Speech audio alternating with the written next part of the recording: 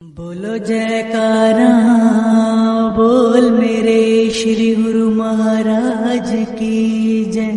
सौभाग्यशाली गुरुमुखों, सतगुरु आदिकाल से ही जीवों की भलाई चाहते आए प्रारंभ से ही उनकी मौज यही रही है कि जीव काल वह माया के चक्कर में न पड़कर भक्ति व परमार्थ के शुभ कार्यों में लगकर अपने मनुष्य जन्म के उद्देश्य को प्राप्त कर सके। इसलिए वे अपने पर नाना प्रकार के कष्ट झेलते हुए जिज्ञासु को सर्व उत्कृष्ट नाम प्रदान करते हैं। वे जीव की आत्मा एवं शरीर दोनों के हित चिंतक होते हैं। जैसे कि इस निम्नलिखित दृष्टांत से प्रचारित होता है। प्राचीन समय में एक महात्मा जी जंगल में अपनी शिष्य मंडली के साथ एक आश्रम में निवास करते थे। आश्रम में जिस प्रकार की सेवा होती, श्रद्धालु सेवक उसे पूर्ण श्रद्धा एवं परिश्रम से करते थे। सेवा से अवकाश पाकर सत्संग का लाभ उठाते। इस प्रकार प्रभु चरणों में उनकी दिन दुगनी वह रात चौगुनी आस्था बढ़ती गई। उनके 7 शिष्यों में से एक शिष्य अत्यधिक श्रद्धालु व सदैव आज्ञा पालन में तत्पर रहने वाला था। एक बार का वृत्तांत है कि महात्मा जी का तीर्थ यात्रा पर जाने का विचार हुआ। उन दिनों वर्तमान युग की न्याय यातायात के साधन उपलब्ध न थे। प्राय पदयात्रा ही करनी पड़ती थी। महात्मा जी ने चलते समय उस श्रद्धालु शिष्य को साथ ले लिया। यात्रा में काम आने वाले आवश्यक सामग्री को लेकर दोनों ने वहां से प्रस्थान किया। दिन भर का पर्यटन करने के उपरांत रात्रि का जब आगमन हुआ, तब उन्होंने जंगल में ही विश्राम करना चाहा। रात्रि के समय क्योंकि वन्य पशुओं का आक्रमण करने की संभावना थी, अतः इस विचार से महात्मा जी ने शिष्य से कहा कि निरंतर यात्रा करने के कारण हम अब भी श्रांत हो चुके हैं और तुम भी थके हुए प्रतीत होते हो। इसलिए उचित यही रहेगा कि पहले हम अर्धरात्रि तक विश्राम करते हैं और तुम जागते रहो तथा आधी रात के बाद हमें जगा देना।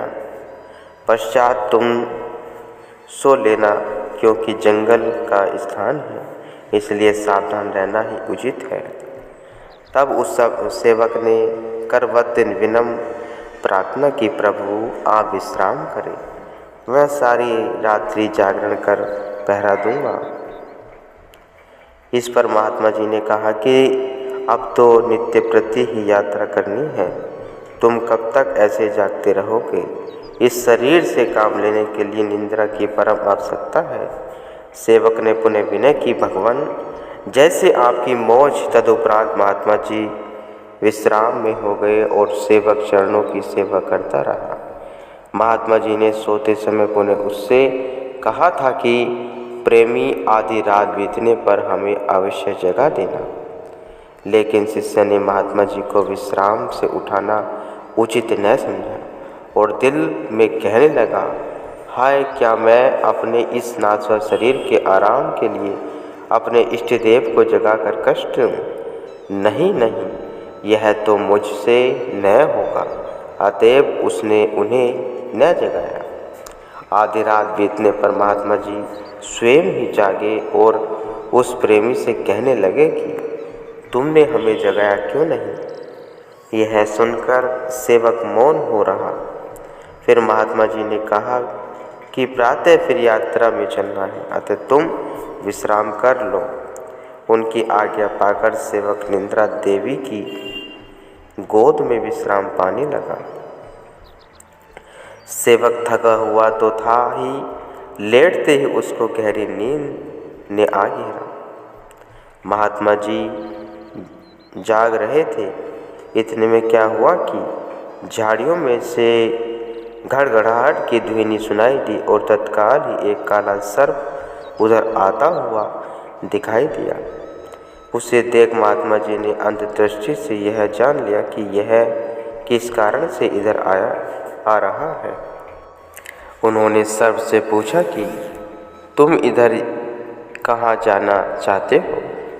सांप ने उत्तर दिया, यह जो आदमी निंद्र अवस्था में पड़ा है, इसके साथ मेरा कई जन्मों के लेन देन का व्यवहार चल रहा है। मैं एक जन्म में सांप बनकर इसके गले का खून पीता हूँ, फिर दूसरे जन्म में मैं आदमी बनता हूँ और यह सांप बनकर मेरे गले का रक्त पीता है। इसी जन्म के अनुसार ही मैं आज फिर इसके गले का खून पीने को आया हूँ।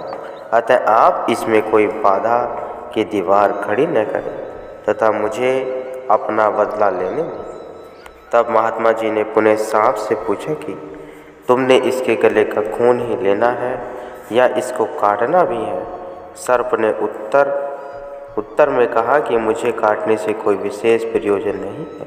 मैंने तो इसके गले के खून से अपनी तृष्णा शांत करनी है। उत्तर पाकर महात्मा जी ने कहा, ठीक है, तुम यहीं रुको, हम तुम्हें इसके गले का लहू ला देते हैं। यह सुनकर वह सर्प देव वहीं रुक गया। इधर महात्मा जी के मन में विचार आया कि हमारा कहना युक्ति संगत ही है। यदि सांप इसको काटता है तो इस जंगल में सर्पदंश के उपचार का कोई साधन उपलब्ध न होने के कारण विष के प्रभाव से यह मृत्यु का ग्रास बन जाएगा। दूसरा, इन दोनों के कर्मों का सिलसिला कई जन्मों तक चलता रहेगा। भविष्य के परिणाम को सोचकर महात्मा जी ने अपने सामान में से चाकू निकाला और सेवक की छाती पर बैठकर उसके गले से खून निकालने लगे। श्रद्धालु सेवक ने जो कि निंद्रा में अचेत पड़ा था, एकाएक छाती पर बोझ वह गले पर चाकू चलता देख चौंक कर देखा कि मेरे वक्ष स्थल पर मेरे सद्गुरु ही विराजमान होकर यह कार्य कर रहे हैं। उसने तुरंत ही अपनी आंखें मूंद ली और वह दिल में सोचने लगा कि यदि अन्य कोई होता तो मैं उससे अवश्य पूछता, परंतु यह तो मेरे अपने ही परम हितैषी गुरुदेव विराजमान हैं। इन्होंने इस कार्य में मेरी भलाई ही सोची होगी।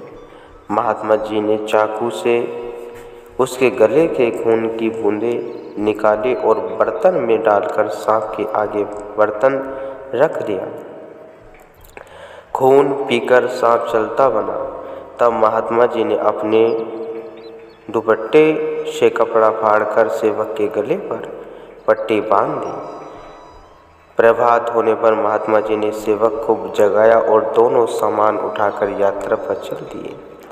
अब सद्गुरु द्वारा किए गए घाव की पीड़ा अनुभव होने पर भी सेवक ने किसी प्रकार की बात अपने गुरु से पूछनी उचित न समझी। यद्यपि सेवक के गले पर पट्टी बंधी हुई थी, 2-3 घंटे व्यतीत हो जाने पर भी जब सेवक ने कोई बात न पूछी, तब